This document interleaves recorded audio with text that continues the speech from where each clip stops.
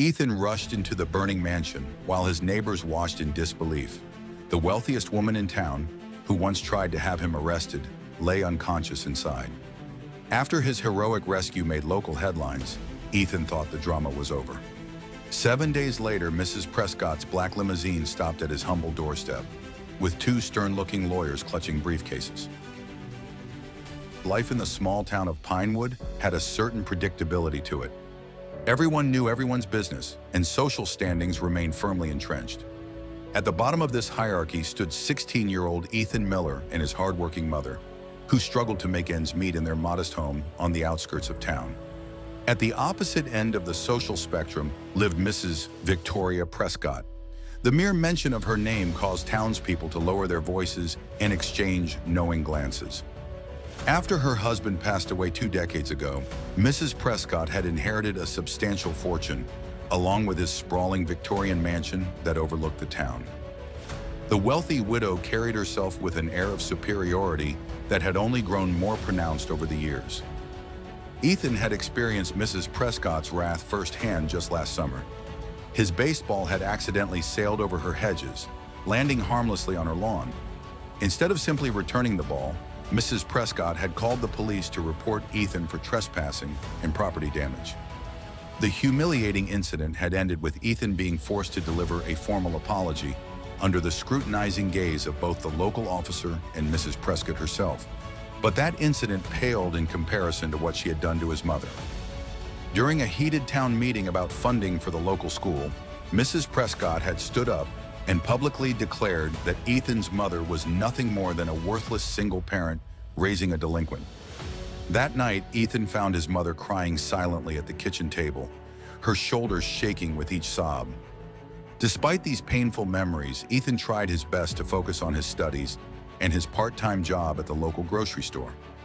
His mother had always taught him that character was revealed through actions, not circumstances, and Ethan took this lesson to heart. One crisp autumn evening, as Ethan was walking home from his shift at the grocery store, he noticed something unusual. A crowd had gathered near Mrs. Prescott's property, their faces illuminated by an orange glow. Smoke was billowing from the upper windows of her mansion, thick and black against the darkening sky. Flames were beginning to lick at the ornate window frames, consuming the vintage woodwork. Ethan pushed his way through the gathering of onlookers. People were pointing and discussing the blaze, some with phones pressed to their ears, presumably calling emergency services. But what struck Ethan as odd was that no one was making any move toward the house itself. Someone mentioned that Mrs. Prescott was likely still inside. Another person responded that the fire department was at least 15 minutes away, attending to an accident on the highway. Time was clearly running out, yet the crowd remained rooted in place. Then Ethan overheard something that made his blood run cold. An older man nearby muttered to his companion that perhaps this was karma finally catching up with the old witch. In that moment, Ethan realized the terrible truth. No one was going to help Mrs. Prescott. Years of accumulated resentment had hardened hearts against her to the point where her neighbors were willing to stand by as her house burned with her inside it.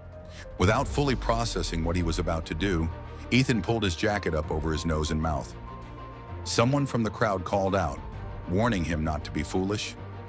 He knew what Mrs. Prescott had done, how she had treated his mother, how she had treated him. But in this moment, none of that mattered. What mattered was that a human being was in danger, and he had the power to help. Taking a deep breath through the fabric of his jacket, Ethan charged toward the burning mansion. Inside, the grand entryway was filled with swirling smoke that stung his eyes and made each breath a struggle.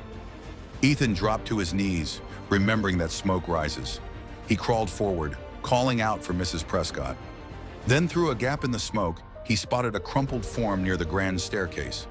Mrs. Prescott lay unconscious on the expensive marble tiles. Ethan crawled to her side and checked for signs of life. To his relief, she was breathing, though each breath came as a shallow wheeze. With adrenaline surging through his veins, Ethan grabbed the older woman under her arms and began to drag her toward the entrance. Every muscle in his body screamed in protest as Ethan continued pulling Mrs. Prescott toward safety. Just as they reached the entryway, a terrible cracking sound came from above. With one final surge of desperate strength, he dragged Mrs. Prescott through the doorway and onto the front lawn. Seconds later, a thunderous crash echoed behind them as the ceiling collapsed. The crowd that had been watching from a distance now rushed forward. Emergency responders, who had finally arrived, took over, placing an oxygen mask over Mrs. Prescott's face and checking Ethan for injuries. The following days were strange for Ethan. His mother, though immensely proud of his bravery, couldn't help but worry. Mrs. Prescott was known for her vindictiveness, and there was genuine concern that she might somehow blame Ethan for damage to her property during the rescue. Exactly 1 week after the fire, Ethan was helping his mother with dishes when the sound of tires on gravel drew their attention. Through the kitchen window, they watched in disbelief as a sleek black limousine pulled up to their humble home.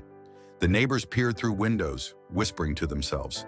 She was followed by two stern-looking men in expensive suits, each carrying a leather briefcase. Ethan's mother went pale.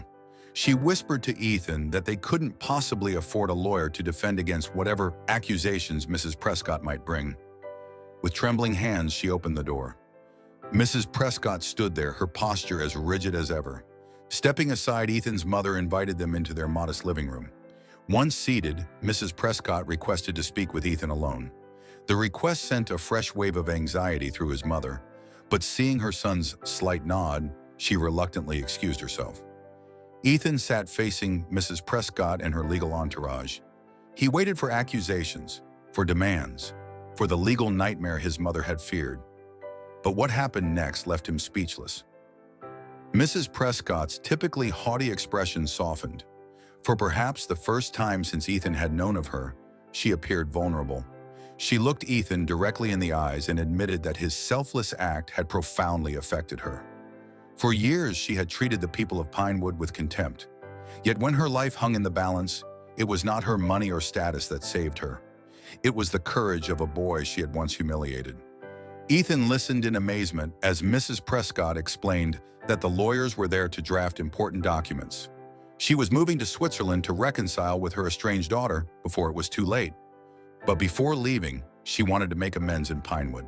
She announced that she was giving Ethan $150,000 to open a community recreation center that would provide after-school programs and job training for local youth. The lawyers opened their briefcases, revealing paperwork for the business that would bear Ethan's name and place him in charge. Then came the most shocking news of all. Mrs. Prescott was willing her mansion to the Millers once renovations from the fire damage were complete. The property that had once symbolized the divide between them would now belong to the very family she had looked down upon. For Ethan, what mattered most was witnessing how a single act of compassion had the power to break through decades of resentment. His courage had not only saved a life, but had also sparked a ripple of positive change throughout the entire community. What would you have done if you were in Ethan's position? Would you have risked your life to save someone who had treated you and your family with such contempt?